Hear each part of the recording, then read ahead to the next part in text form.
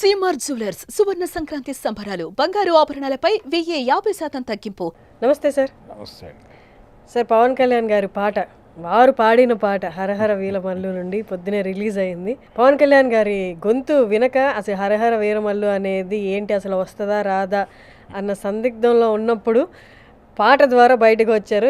Fans అందరికీ ఒక ఊరట అనమాట, సెలబ్రేషన్. ఇంకా సినిమా వస్తుంది తొందరలో అని చెప్పడానికి. అంటే రిలీజ్ డేట్ కూడా వాళ్ళు ఆల్మోస్ట్ సమ్మర్లో అని అనుకుంటున్నారు కాబట్టి, అంటే పార్ట్ 1 ఇది. పార్ట్ 1 సమ్మర్లో రిలీజ్ చేయాలి అనేది వాళ్ళ ప్లాను. పార్ట్ 2 ఉంటుందా లేదా అనే చర్చలో కూడా ఎవరు వెళ్ళటం లేదు. ముందు సినిమా రిలీజ్ అయితే చాలు అనుకుంటున్నారు. ఎన్నేళ్ళు అయింది సార్? 5 ఏళ్ళు అయింది సార్ మొదలుపెట్టి? 5 ఏళ్ళు దాటింది. అంటే కారణం దీనికి మొదట అనుకున్నటువంటి డైరెక్టర్, ఇది డిజైనింగ్ దశలో ఉన్నటువంటి డైరెక్టర్ కృష్ణ గారు వెళ్ళిపోయారు. ఇప్పుడు కృష్ణ గారు కదా డైరెక్టర్, జ్యోతికృష్ణ అంటే ఏం రత్నం గారు అబ్బాయి, పెద్ద కొడుకు. ఆయన డైరెక్ట్ చేస్తున్నాడు ఈ సినిమాని ఇప్పుడు. కాబట్టి తొందరగా కంప్లీట్ చేయటం కోసం తాడేపల్లిలోనే సెట్స్ వేసి ఆయనకి ఇబ్బంది లేకుండా, ఆయన హైదరాబాదో మరో చోటకు తీసుకెళ్లకుండా అక్కడే చేసేస్తున్నారు షూటింగ్ కూడా. కంక్లూడ్ చేసి సినిమాని సమ్మర్లో రిలీజ్ చేయాలి. మ్యాక్సిమం మార్చి 24th రిలీజ్ అని అనుకుంటున్నారు టెంటటివ్గా. ఈ సినిమా కథ అంటే ఇది పాన్ ఇండియా సినిమా. 4-5 భాషల్లో ఈ పాట రిలీజ్ అయింది ఆల్రెడీ. కన్నడలో వచ్చింది, హిందీలో వచ్చింది, తమిళ్లో వచ్చింది, తెలుగులో ఈయనే పాడాడు, మిగిలిన భాషల్లో ఇతరులు పాడారు. ఇది పెంచల్ దాస్ రాశాడు ఈ పాటని, కీరవాణి గారు ట్యూన్ చేశారు. అయితే ఇది తెలంగాణలో జరిగేటువంటి కథే. తెలంగాణ అసలు ఆయన డైలాగ్ అది ఉంది పాటతో పాటు లింక్ అయ్యి. అంటే ఇది గోల్కొండ నవాబుల కాలంలో జరిగేటువంటి కథ. అప్పుడు అక్కడ ఔరంగజేబ్ పరిపాలన నడుస్తోంది ఢిల్లీలో. ఈ నేపథ్యంలో నడుస్తుంది కథ. అందుకని అప్పుడు ప్రజలు అనుభవిస్తున్నటువంటి బాధల నుంచి వాళ్ళని గట్టెక్కించడానికి ఒక రాబిన్ హుడ్ తరహా క్యారెక్టర్ ఇది. అంటే ప్రజల తరఫున దెబ్బలాడేటువంటి ఒక యోధుడిగా మాత్రమే కాకుండా ఒక దొంగగా కూడా కనిపిస్తాడు పవన్ కళ్యాణ్ ఈ సినిమాలో. దీనికి తోడు ఒక పబ్లిక్ మూడ్ అలా ఉంది, నేషనల్ మూడ్ అలా ఉంది అనే ఉద్దేశంతో ఆ రోజున డిజైన్ చేసిన కథ ఇది 5 ఏళ్ల క్రితం. అప్పుడు నేషనల్ మూడ్ ఎలా ఉందంటే టువర్డ్స్ రైట్ వింగ్ పాలిటిక్స్ ఉంది అప్పుడు. అందుకని ఇలాంటి కథలు జనం బాగా రిసీవ్ చేసుకుంటారు అనుకున్నారు వీళ్ళు.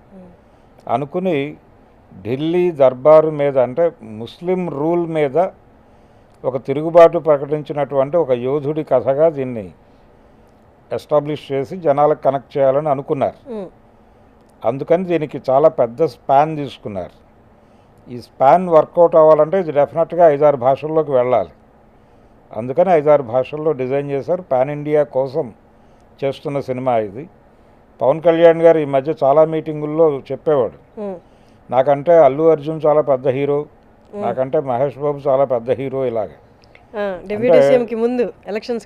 ఎలక్షన్ టైంలో కూడా ఈ మధ్య కూడా అన్నాడు ఆ మాట ఆయన. అంటే వీళ్ళందరూ మార్కెట్ పెద్దది, వీళ్ళందరూ పాన్ ఇండియా హీరోలు, మేం కాదు అన్న పద్ధతిలో మాట్లాడేవాడు. ఇప్పుడు ఆయన ఆ కోరిక తీరిపోతుంది ఈ పాటతో, ఈ సినిమాతో, హరిహర వీరమల్లుతో. ఈ హరిహర వీరమల్లు రిలీజ్ అవుతోందనే సంబరం, ఈ పాట చూసి అభిమానులు ఎంత సంబరపడుతున్నారో, ఈ పాటకు వస్తున్న రెస్పాన్స్ చూసి ఇప్పుడు ఏఎం రత్నం గారు అంత సంతోషిస్తున్నాడు.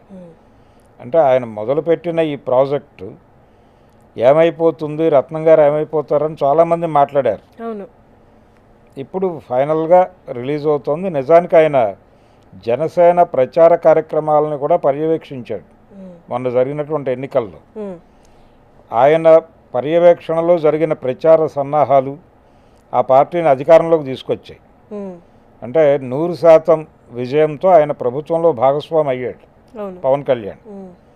కాబట్టి ఇప్పుడు రత్నం గారి సినిమాని కూడా ఆ లెవెల్లో ప్రజలు ఆదరిస్తారని అందరూ అనుకుంటున్నారు. ఇలా అనేక లింకులు ఉన్నాయి ఈ సినిమా మీద. ఇప్పుడు ఇది డెఫినెట్గా హిట్ అవుతుందని. కానీ ఈ పాట విన్న తర్వాత పవన్ కళ్యాణ్ గారు ఇంతకు ముందు కూడా పాడారు. గతంలో పాడారు. అత్తారింటికి దారేదిలో కూడా ఒక పాట పాడాడు ఆయన. కాకపోతే ఆ ఎనర్జీ కనిపించలేదు దీనిలో. ఆయన ఖుషీలో పాడాడు. ఆయన గతంలో పాడిన ఇది లేదు. అంటే ఎక్కడో అలసటకి గురవుతున్నాడు ఆయన. ఆయన చాలా కష్టపెట్టి తీసుకొచ్చి ఈ సినిమాలో నటింపజేస్తున్నారు అనిపిస్తోంది. ఇది కంప్లీట్ చేసిన తర్వాత ఆయన ఓజీ షూటింగ్కి వెళ్ళాలి. అది కూడా అంటే 3 yearsలో ఆయన 3 సినిమాలు కంప్లీట్ చేస్తానని చెప్పాడు. అవును, భగత్ సింగ్ సినిమా ఉంది హరీష్ శంకర్ది, అవును, అది కూడా చేయాలి. ఇలా ఈ 3 సినిమాలు ఎలా డిజైన్ చేస్తారు అనేది చూడాలి. ఈ పాటలో అయితే ఆయన యాక్టివ్గానే కనిపిస్తున్నాడు, కానీ తెర మీద ఆయన పాడిన పద్ధతిలో మాత్రం పాత ఇది లేదు, పాత జోష్ లేదు, ఆ కిక్ కనిపించలేదు. కానీ ఆడియన్స్ మాత్రం, అభిమానులు మాత్రం భుజాన్ని వేసుకుని తీసుకెళ్ళిపోతున్నారు. అసలు ఆ మాత్రం రావడం కూడా ఇన్ని రోజుల నుంచి యాంటిసిపేట్ చేశారు కదా. ఇప్పుడు దాకా ఎలక్షన్స్ అని ఆ పోరాటంలో ఉన్నారు. ఫైనల్లీ పవన్ కళ్యాణ్ గారి సినిమా అంటే వాళ్ళకి ఇంకొంచెం రిలాక్స్ అయ్యే మోడ్ కదా. అవును, పవన్ కళ్యాణ్ అభిమానులు అందరినీ ఛార్జ్ చేయడం కోసమే ఈ పాట రిలీజ్ చేశాడు. ఆయన ఛార్జ్ చేసి ప్రిపేర్ చేసి రేపు రిలీజ్కి సమాయత్తం చేయాలి వీళ్ళందరినీ. ఆ సమాయత్తం చేయటం కోసం ఈ పాటను రిలీజ్ చేశారు. అది ఆ పని చేస్తుంది, అదే ఆ పని చేసేది. క్యారెక్టరైజేషన్ పరంగా అలా పాడారేమో, లేకపోతే ఆ పాట లేదు. అంటే జనరల్గా ఆయన ఎక్కువ శాతం ఉత్తరాంధ్ర పాటలు పాడారు ఆయన ఇప్పటిదాకా. అవును, ఆయన పాడిన పాటలన్నీ కూడా శ్రీకాకుళం నేపథ్యంలో నడిచే పాటలే. ఇది కూడా ఆ ధోరణిలోనే నడిచింది పాట. ఆయన లింక్ డైలాగులు తెలంగాణ డిక్షన్లో మాట్లాడినప్పటికీ ఇది మామూలుగానే నడిచింది, ఆయన అలవాటైన పద్ధతిలోనే నడిచింది. కాకపోతే గమకాలు ఆయనకి గతంలో చాలా యాక్టివ్గా పలికేవి, ఇప్పుడు కొంత తగ్గింది, ఆ ఊపు తగ్గినట్టుగా కనిపించింది పాటలు. కాకపోతే ఓవరాల్గా బాగుంది. ఆయన మాత్రమే అలా అంటే ఆ లెవెల్లో పాడగలిగినటువంటి హీరోలు కూడా ఎవరు లేరు ఇప్పుడు మనకి. అందుకు పవన్ కళ్యాణ్ గారిని స్పెషల్గా అప్రిషియేట్ చేయాల్సిన అవసరం ఉంది. మంచి గాయకుడు, మంచి నటుడు ఆయన. మేబీ డైరెక్టర్లు కూడా సార్, అంటే ఆయనకి ఏదైతే ఇష్టం ఉందో ఆయనకి ఇలాంటి జానపదాలు కానీ, సేవ చేసే రోల్స్ కానీ, జనాలకు అందుబాటులో ఉండే రోల్స్ కానీ అంటే ఇష్టం కాబట్టి ఆయనకి ఇష్టమైన ద్వారా ఏదైతే ఇష్టం ఉందో వాటి ద్వారానే ప్రజల దగ్గరికి తీసుకెళ్లాలని, సో దట్ అంటే ఆ డిప్యూటీ సీఎం బాధ్యతలు నిర్వహిస్తూనే దీని మీద ఇంట్రెస్ట్ రావాలంటే వారికి ఇష్టమైన జానపదాలు పెడితేనే ఇటువైపు వస్తారని. అవును, అంటే జానపదం ఆయనకు ఇంట్రెస్ట్ ఉంది. ఆయన గతంలో జానీ సినిమాలోను వాటిలోనూ ఆయన పాడిన అనుభవం ఉంది. ఇవన్నీ లింక్ చేస్తూనే ఆయన కూడా ఇప్పుడు సనాతన ధర్మం ఇవన్నీ మాట్లాడుతున్నాడు. ఈ సనాతన ధర్మ ప్రచారానికి కూడా ఈ సినిమా ఉపయోగపడుతుంది. ఎందుకంటే ఇది ముస్లిం రూల్లో ఇండియా ఎలా ఉంది అనేది చెప్పే సినిమా కాబట్టి ఇది ఆ ఆడియన్స్ని కనెక్ట్ చేసుకుంటుంది అనేటువంటి కాన్ఫిడెన్స్ కూడా రత్నం గారికి ఉంది. ఇప్పుడు ఈయన కొత్తగా చెప్తున్నటువంటి సనాతన ధర్మ ప్రచారంకి కూడా హరిహర వీరమల్లు ఉపయోగపడుతుంది అనే కాన్ఫిడెన్స్లో ఈ సినిమా విజయం మీద మంచి భరోసాతో ఉన్నాడు ఆయన, రత్నం గారు. ఇది వర్కౌట్ అవ్వాలి, ఎందుకంటే ఆయన కష్టం చాలా ఉంది. కానీ ఫ్యాన్స్ కూడా అలాగే వెయిట్ చేస్తున్నారు సార్. ఫస్ట్ సినిమా రిలీజ్ చేయండి బాబు, చాలు మేము హిట్ చేసేస్తాం అన్నట్లు వాళ్ళు వెయిట్ చూస్తున్నారు. అవును, అంటే వెయిట్ చేసేలాగా ఉంది పరిస్థితి. అదే చాలా విపరీతమైన అంచనాలు ఉన్నాయి ఆ సినిమా మీద మొదటి నుంచి. అంటే ఆల్రెడీ ఇంతకుముందు ఒక ట్రైలర్ వదిలారు. ఆ ట్రైలర్లో సినిమా ఏ రేంజ్లో ఉండబోతోంది అనేది హింట్ ఇచ్చారు. అయితే క్రిష్ గారు లేకపోవటం అనేది కొంత ఇబ్బంది. ఇప్పుడు జ్యోతికృష్ణ చేతుల్లో దీన్ని కంప్లీట్ చేసి 2 భాగాలని చెప్తున్నారు. ముందు అసలు ఒక భాగం వస్తే చాలు అనుకుంటున్నారు అభిమానులు. కానీ ఫ్యాన్స్ కూడా ఒక కైండ్ ఆఫ్ సైలెంట్ భయాందోళనలో ఉన్నారు. ఏంటి అంటే వన్ ఫైన్ డే వచ్చేసి మైక్లు ప్రెస్ మీట్ పిలిచేసి నేను ఈ సినిమాలు చేయనని అనౌన్స్ చేస్తారేమో అన్న భయాందోళనలో అయితే ఫ్యాన్స్ అయితే ఉన్నారు. అలా చేయకూడదు అని ఆయన వెళ్ళిన ప్రతి మీటింగులోనూ అక్కడ ఓజీ అని అరుస్తూ ఉంటారు అభిమానులు. ఆయన వాళ్ళని అక్నాలెడ్జ్ చేస్తాడు. ఆయన చేసి మీరు ఓజీ అని అరుస్తున్నారు, నాకు ఇక్కడ చాలా పనులు ఉన్నాయి అని చెప్పడం అనేది సర్వసాధారణంగా జరిగే ఒక సీన్గా మారిపోయింది.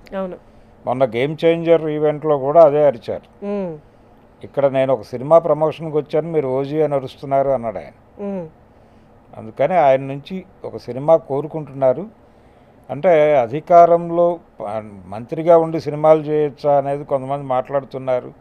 కానీ ముఖ్యమంత్రిగా ఉండి సినిమాలు చేశాడు ఒక ఆయన, రామారావు గారు. ఆయన సీఎం హోదాలో ఉండి విశ్వామిత్ర అనే సినిమా చేసినప్పుడు ఆయన సీఎంగానే ఉన్నారు. ఆ రోజుల్లో పేపర్లలో ఫోటోలు వచ్చేవి. ఆయన విశ్వామిత్రుడి గెటప్లో అక్కడ ఫైల్స్ చూసేవాడు. సెట్లోనే, సెట్కే వెళ్ళేవాళ్ళు ఆఫీసర్లు ఫైల్స్ పట్టుకుని. ఆయన అక్కడే చూసి సంతకాలు పెట్టేవాడు. అలాగే నేషనల్ ఫ్రంట్ మీటింగులు కూడా అక్కడే జరిగేవి. విపి సింగ్ అలాగే ఇతర నాయకులు వచ్చి వాళ్ళందరి మధ్య ఈయన విశ్వామిత్రుడి గెటప్లో కూర్చుని మాట్లాడేవాడు. కాబట్టి అవన్నీ చూస్తున్న వాళ్ళకి ఇది పెద్ద విచిత్రంగా అనిపించదు. అంటే ఆయన సిద్ధంగా ఉంటే వీళ్ళు రెడీగా ఉన్నారు సార్. అవును, ఫ్యాన్స్ అందరు. Thank you sir, thank you so much. Thank you. Suman టీవీలో మీ పర్సనల్ అండ్ బిజినెస్ ప్రమోషన్స్ కోసం కింది నెంబర్కి కాంటాక్ట్ చేయండి.